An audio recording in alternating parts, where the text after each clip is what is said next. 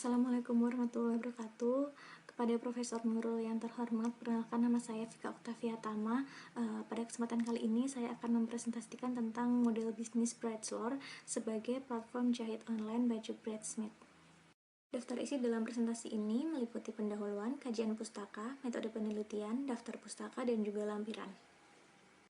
Pada bagian 1 atau pendahuluan akan dijelaskan tentang latar belakang, rumusan masalah, pertanyaan penelitian, tujuan penelitian, dan juga manfaat penelitian.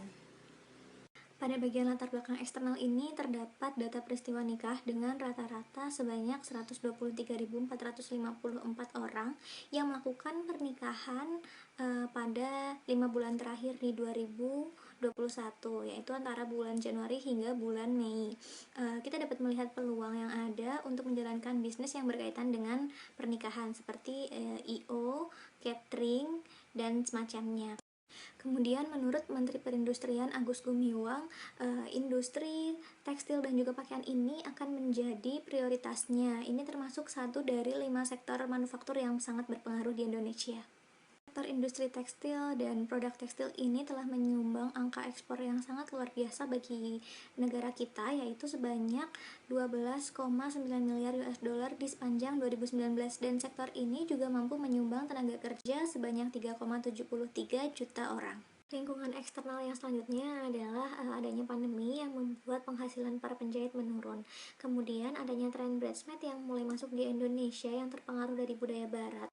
Dan tren ini banyak kita jumpai di Instagram dengan menggunakan hashtag #OOTDBridesmaid, di mana mereka ini foto beramai-ramai dengan menggunakan baju yang senada dengan model beraneka ragam di acara pesta pernikahan. Karena belum banyak data pendukung di internet, akhirnya kami melakukan survei kepada 43 responden wanita yang mayoritas tinggal di Surakarta dengan rentang usia 21 hingga 26 tahun. Sebanyak 86% menjawab mereka pernah menjadi bridesmaid, dan sebanyak 67,4% para pengantin mengikuti adanya tren bridesmaid.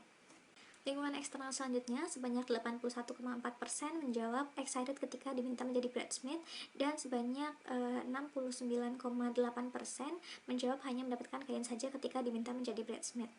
Kami juga menanyakan apakah bridesmaid ini penting.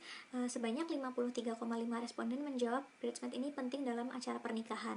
Bahkan 1,6% menjawab bridesmaid ini sangat penting. Sebanyak 87,4% responden menjahitkan baju bridesmaid sebanyak 1 hingga 2 kali dalam 1 tahun terakhir. Kemudian sebanyak 83,7 responden ini setuju bahwa mereka tidak perlu menjahitkan baju mereka kepada penjahit ternama atau desainer. Nah, hal ini mendukung bahwa akan ada harapan terciptanya lapangan pekerjaan bagi penjahit-penjahit yang belum memiliki nama besar. Kemudian kami juga menanyakan kepada responden kriteria penjahit yang seperti apa yang recommended menurut mereka. Di sini terdapat 3 hasil teratas, yaitu hasil sesuai request, kualitas jahitan yang bagus, dan harga yang terjangkau. Kemudian kami juga menanyakan kendala apa yang dihadapi mereka ketika menjahitkan baju. Di sini terdapat 3 hasil teratas, yaitu yang pertama adalah hasil tidak sesuai ekspektasi, waktu jahit yang lama, dan ukuran yang tidak sesuai. Kami juga telah mewawancarai para penjahit, dan sebanyak 2 dari 3 penjahit ini belum pernah mengukur baju secara online, dan sebanyak 1 dari penjahit ini tidak berani mengambil pemesanan baju bridesmaid yang terlalu kompleks, dan sebanyak 2 dari 3 penjahit penghasilannya ini berdampak karena pandemi, dan rata-rata penjahit ini mendapatkan pemesanan jahitan baju bridesmaid sebanyak 3 hingga 5 potong. Selanjutnya adalah analisis lingkungan internal. Kami juga melakukan analisis terhadap kompetitor-kompetitor kami. Di sini terdapat jahitin, e-designer, dan custom dengan kekuatan dan kelemahan masing-masing. Kemudian Brideslohr ini hadir untuk memenuhi kebutuhan customer, terutama untuk baju bridesmaid. Kami menawarkan adanya garansi, adanya pilihan model, kami juga menjual kain, dan kami juga memberikan konsultasi desain. Selain itu, masih banyaknya penjahit yang belum memiliki nama besar di area Solo Raya, tapi mereka memiliki kualitas jahitan yang bagus, dan harga yang mereka tawarkan menurut kami cukup terjangkau, yaitu kisaran 50.000 hingga 150.000. Selanjutnya adalah rumusan masalah.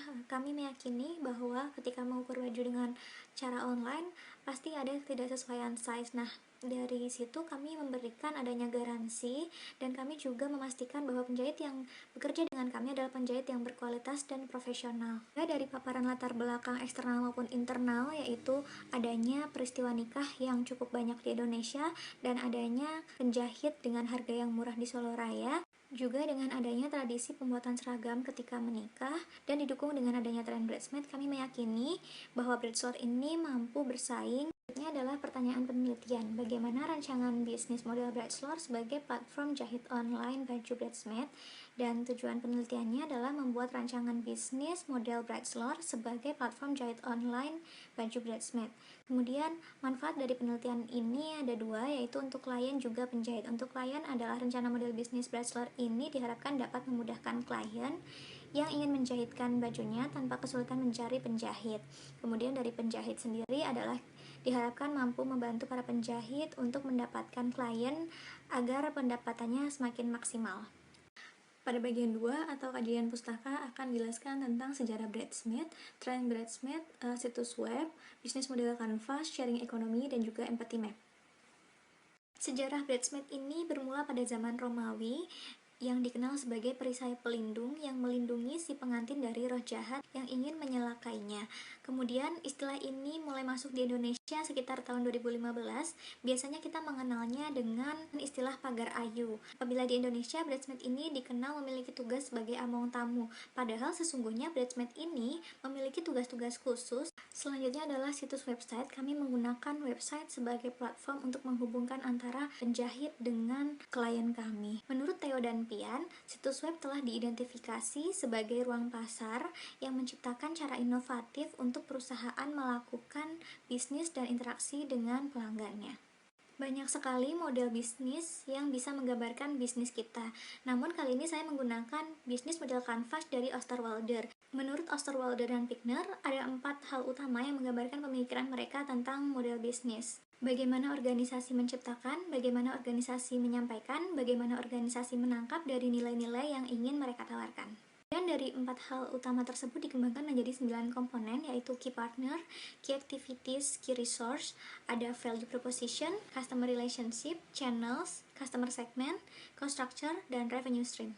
Kemudian kami juga menggunakan sharing ekonomi sebagai sharing profit kami, dan sharing ekonomi ini istilahnya mulai dikenal di Indonesia pada tahun 2000 bersamaan dengan istilah P2P ekonomi, collaborative consumption, dan trust economy. Ekonomi ini berbeda dengan digital ekonomi. Apabila digital ekonomi lebih ke bagaimana teknologi menghubungkan banyak orang dengan motif ekonomi yang berbeda, namun jika sharing ekonomi ini adalah kepada pembagian manfaat antar sesama penggunanya.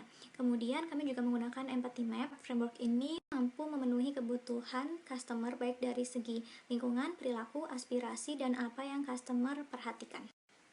Pada bagian 3 atau metode penelitian akan dijelaskan tentang desain penelitian, sumber dan metode pengumpulan data, responden, dan juga metode analisis data.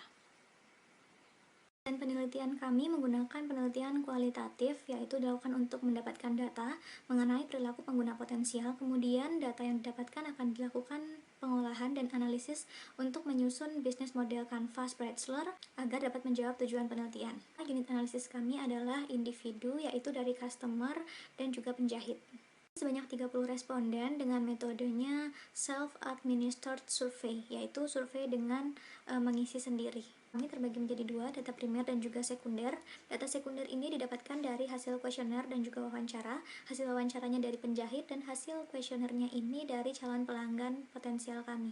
Dan kami adalah dari usia, alamat, pekerjaan, dan ini khusus wanita. Kemudian karakteristik narasumber penjahitnya adalah pria atau wanita, menekuni pekerjaan di bidang jahit, dapat menjahit baju pesta atau bridesmaid, kemudian dapat menggunakan WhatsApp untuk komunikasi. Metode analisis datanya ada 2. Yang pertama analisis kualitatif yang kita dapat dari analisis konten, kemudian kita olah menjadi ringkasan yang terstruktur dan kita interpretasikan ke dalam peta empathy. Analisis kuantitatif dari uji kelayakan finansial yang digunakan untuk mengetahui apakah bisnis ini layak dijalankan atau tidak, dan kita menganalisisnya dari NPV, IRR, dan payback period.